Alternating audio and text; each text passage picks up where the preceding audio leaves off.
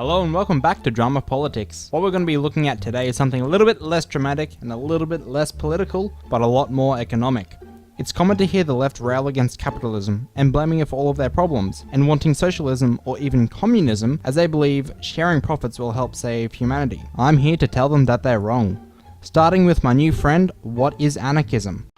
Before I explain why I hate capitalism, let me first explain to y'all what it is. Capitalism is an economic system where the means of production are owned and administered privately. Goods are exchanged through a so-called free market for profit. Those that don't have any goods to sell, they will sell their ability to work to someone that owns production means in return for a wage. Yeah mate, what's so bad about selling yourself? I work a wage job and I love it. This is where the problems arise. Oh, how so? In order to profit, the capitalist has to pay the worker less value than the worker actually produced. The worker is not allowed to keep the value he or she produced.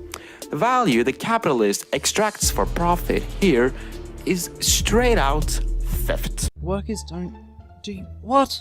What? You do realize that workers don't literally generate money, right? They generate a product and are paid for the skill of generating it. They're paid before the product even sells. You can't pay them every dollar that they produce, or else it will cost you to make that stuff, as the raw components of the stuff cost something. I've also cut out his counter argument, as it amounts to if you don't work, you don't eat, and you die. This is a pretty dumb point when it comes to, the welfare state and being able to depend on family, but that's another topic for another video. I do have a very long-winded breakdown of how to conduct a financially viable business at the end of the video. It's a direct response to this argument, but it is long and you may feel that it wastes your time. If you want to listen to it straight away, you can skip to this time index, or you can just wait till the end of the video. Wait till I'm done, mate. Thank you for your attention. A class war is generated. A class war between the working class and the capitalist class. The capitalist and the worker will at all times have conflicting interests. The capitalist wants to pay the workers as little as possible in order to profit the most and stay competitive.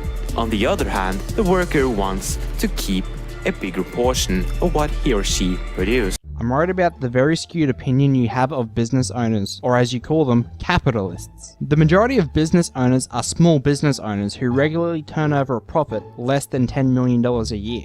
Business owners are people who tend to care about the small teams they have beneath them, and they will want to pay their team as much as they can in order to reinvest in the business and maintain a supply of the product, as well as give themselves a little extra for the stress. In order to win the class war, the workers has to abolish capitalism, as capitalism creates the class war. What? No! Capitalism does not create the class war, a misunderstanding of it does, mate. Those who think the failed economic regimes such as socialism or communism can work, create the class war. Capitalism is by far the most generous economic system that we have invented. Global poverty has decreased dramatically, while global economies have skyrocketed. Capitalism isn't sustainable. As I mentioned, capitalism is driven by profit, and one of the good things about the system is its ability to create massive economic growth, which is why it industrialized our world so well. This is cool for a while. The problem is very simple. The economy keeps expanding. New ways to profit is constantly invented, but our planet cannot keep up with this growth. Our planet has a finite amount of resources, and capitalism will every year demand more resources from our planet. What about internet websites though? Will Netflix's profit be the reason that I have to sell my daughter for a loaf of bread? But in all seriousness, there are major actions being taken to minimize our effects on the planet. Yes, the planet has finite resources, but those resources can be replenished or abandoned entirely through sustainable methods. If every human on this planet was going to live like an average American, we would have needed 3.8 Earths. Excuse me, yes, I'd like to see your citations, please. How long does every human need to live like an average American? What is an average American? What is your math that came up with a ridiculous 3.8 or 3,8 Earths? Like, does it have to be every human that has ever existed? Is it the current amount of humans living for 80 years? What? I need to know this, mate. Come on. Produce us the goods, boy. The profit motive makes people do irrational choices, and it's important for a business survival. If you don't profit, you do not have money for expanding. You can't lower your prices or advertise. And if you can't do those things, your business won't stay competitive and it will go bankrupt. It's at this point I begin to realize just how much you don't understand the system. Please listen to the essay at the end of my video for more information, but simply put, profit motive makes business owners make rational choices to grow and expand their business, not irrational. What is irrational about expanding? What's irrational about making a profit? I want to make money, they want to make money. What's so bad about making money? This is why a lot of unethical things has gotten so big. This is why child labor is so common where it's legal. It's why we keep expanding the oil industry, and it's why we keep cutting down the rainforest. Child labor is bad and is exploited by stupid individuals, but the children also get paid. Oil is vital for your car, the demand is there, and so the refineries are also there. Deforestation is bad. I don't like it, but we have a growing population. No one wants to live in the middle of the Gibson Desert, so a couple forests are run down, houses are put in, and then reforestation measures, such as planting trees around, are taken to try and minimize the effect of that deforestation. Profit makes some people mad, and madmen really does survive in the market. This is bad for the workers, it's bad for the climate, and it's bad for everyone else. Why is it bad for the workers? Why is it bad for the planet? Who is everyone else? In order to save the climate, eco-activists has to abolish capitalism.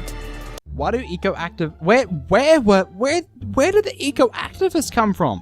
Why do they need to abolish capitalism? If anything, capitalism is what will drive businesses to join them. They'll do this because if they run out of, oil to refine, they're going to go bankrupt.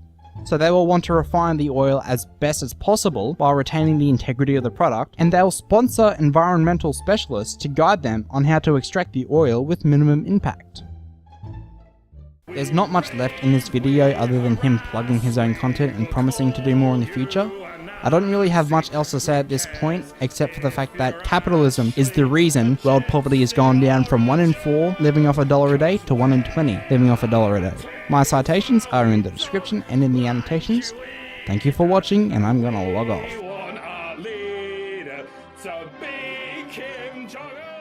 You ready? Grab your phones, grab your gear, and listen to the shit that I have to drip out of my mouth. Anyway, imagine you have your own mobile phone company and you are the sole employee. You have to buy parts to build the phone and then sell that phone at a markup to make a profit. If you can buy parts for $50, assemble it in a single working day, so about 8 hours, you should then sell it for about $200. $50 of that goes to the next set of parts, giving you $150. You then give yourself $100 and reinvest that last $50 back into the company. Now imagine that you manage 3 workers who can produce a single phone in a working day. You have to make more money than your workers, or else why would you take on the responsibility of others? Your 3 options are: number 1, your salary is supply driven. Sell the phones at $200 each, give each worker $100 of the phone they produce, you get $50 from each sale, and the remaining $150 goes to the parts for the next day's sale. You have to take $50 out of your commission to then put aside for reinvestment. Option 2, your salary is commission. You can sell the phones at $200 each, giving each worker $50 for their day's work. You get 1/6 commission for selling the phones, which comes to $100, and then the remaining $350 is reinvested into the business.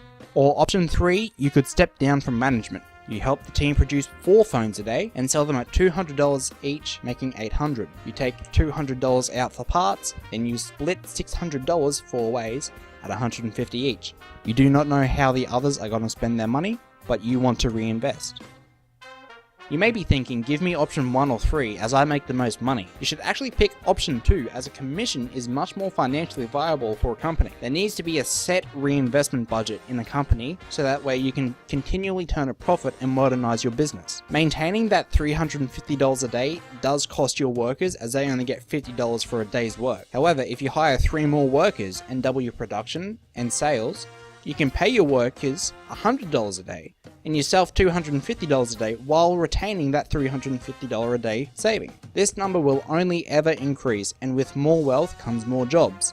With more jobs, you can pay your employees even more. At the end of the day, in order to create a sustainable business, you need to produce enough units to pay your team and yourself to sustain yourself, and then have enough money to reinvest into the business where it is needed. Okay, so you wouldn't believe it, but I'm very, very sorry you had to listen to my rambling. I'm not proud of it. This one goes out to you, Jen. Thank you. Thank you all.